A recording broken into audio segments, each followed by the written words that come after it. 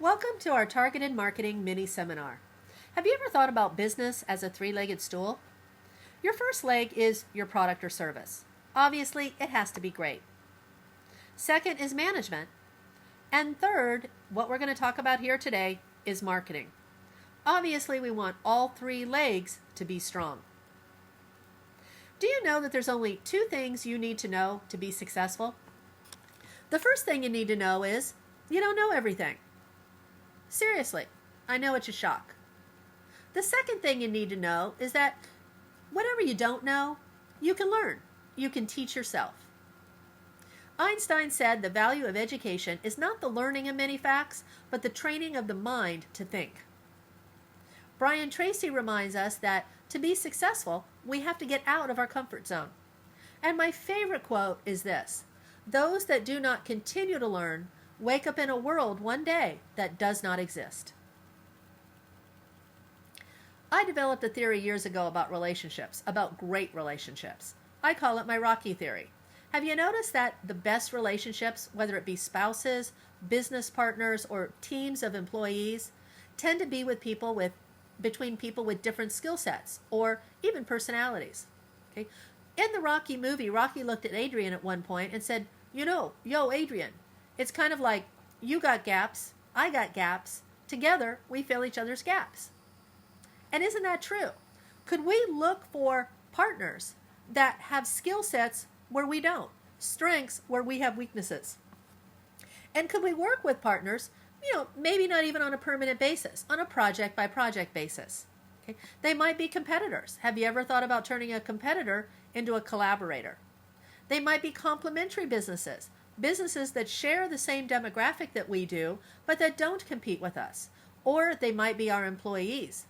Harvard Business School did a study of companies that turn their employees into owners of the business through profit sharing or some other method, and found that those businesses tend to perform over 30% better in most areas.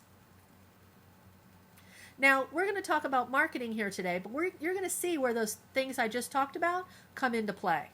First, to do any kind of a great marketing strategy, we have to know some numbers. Okay? We need to use these numbers as sort of like measuring sticks to measure our success, and often as goals. Okay? One of those numbers is we need to know the lifetime value of our average customer. What I mean by that is this. Let's say I own a fast food restaurant and my average sale is only $7.50. Okay? However, my regular customers eat in my restaurant maybe 8-10 times a month. Okay? And how many years can I expect to keep an average customer? Well, we take our average sale, multiply it by how many transactions per year, and how many years we can expect to keep their business. That's our lifetime value. And for a fast food restaurant, the lifetime value of a customer could be somewhere between $9,000 and $20,000. Now, customers are worth more than just the business they bring you, aren't they? Because they're also worth something in terms of what? Referrals. What does it cost you to get a new customer to do business with you? Have you ever thought about that? What does it cost you in terms of money? And if you're not spending money, it's going to cost you in terms of what? Time.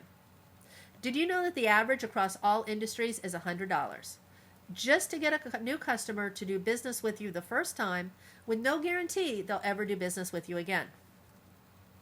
Knowing that, though, is very important, because now you know how much it's actually costing you when a new customer calls you on the phone or sends you an email.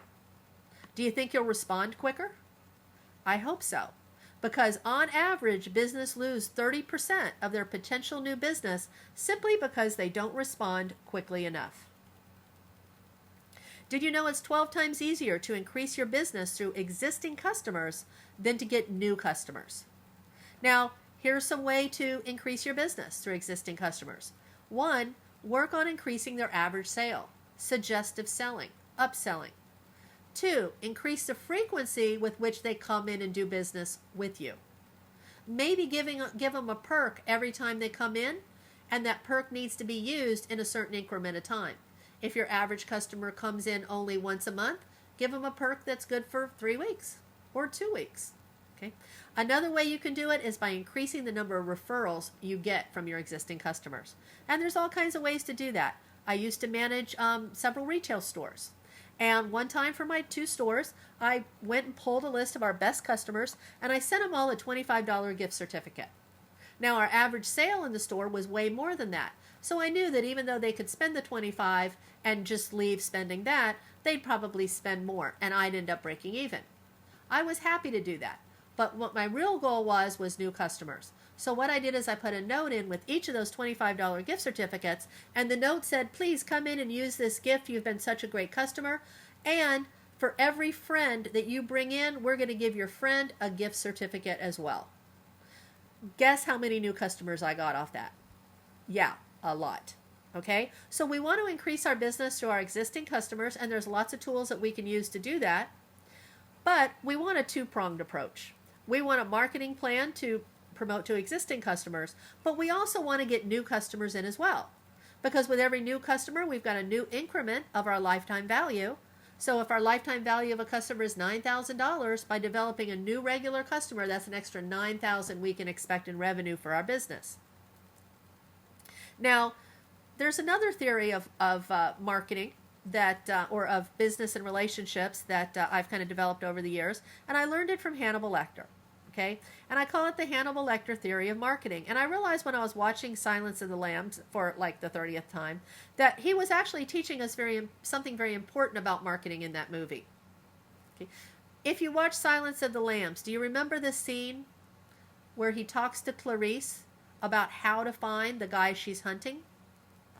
He says, Agent Starling, how do we begin to covet? Do we look for things to covet? Do we seek out things to covet? No. We covet that which we see every day. And isn't that the whole basis of marketing? Don't we have to get people to see us, to see our business? And the more they see us, do you think the more they're going to want to do business with us or want our product or service? How are we getting seen? Now, there are ways that cost money. Television, radio, newspaper, all those traditional ways. And there's ways that don't cost us any money at all. But if they don't cost us money, what are they costing us? Time. Here's a question for you, though. Do any of those ways guarantee you a result? Of course not. If I could show you a way that would guarantee you a result, would you want to know more? Of course you would. Now here's a question though. How many times do we need to be seen to touch our customers on average before we can get them to take action? Well, it used to be just 3 to 5 times. But now that number has risen to 7 to 11 times. So here's a question for you.